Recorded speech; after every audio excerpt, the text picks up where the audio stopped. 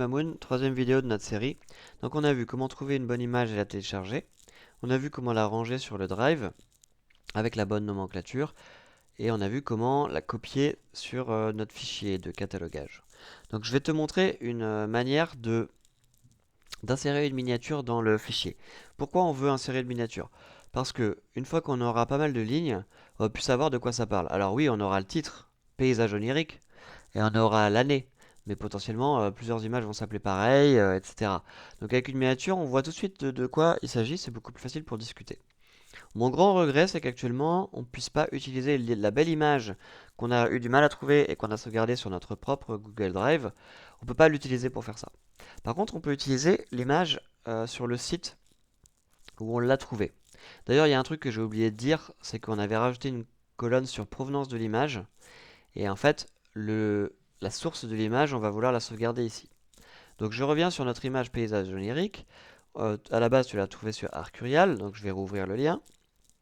Donc tu copies le lien, hop, et tu vas le mettre dans provenance de l'image.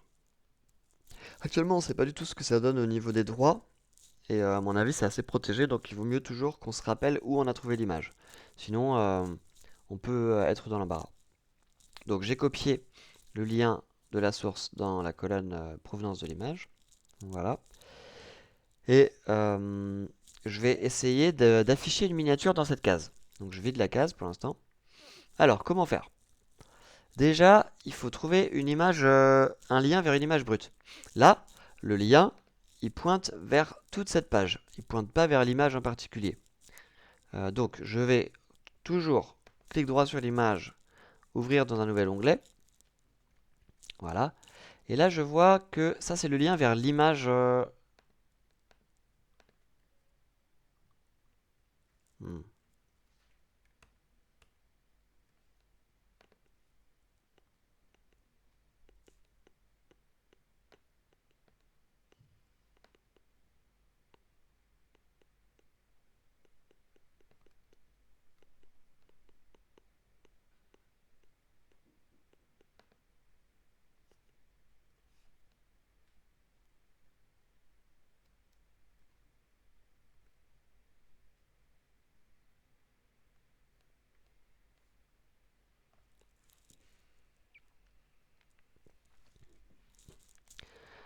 Alors, il faudra couper le segment où je retourne sur le bureau.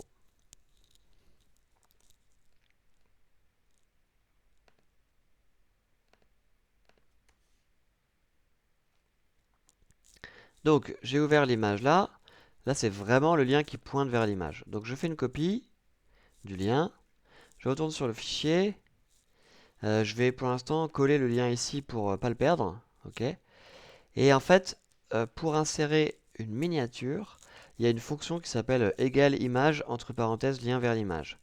Donc, pour l'instant, je vais copier la fonction dans la cellule B4.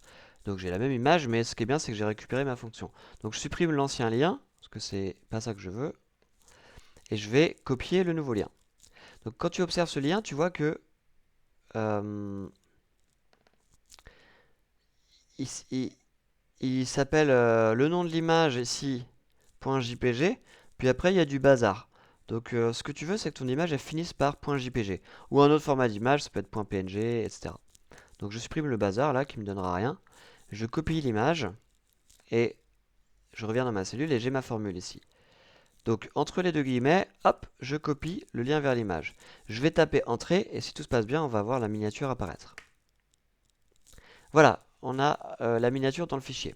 Donc c'est sympa, c'est intéressant, mais c'est pas pérenne. Ça veut dire que si le lien vers l'image qui est hébergé sur le site d'Arcurial disparaît, ma miniature va disparaître. Bon, ça peut être une bonne solution provisoire, c'est pas vraiment un problème. Et s'il y a quelques images qui disparaissent, ce sera pas grave.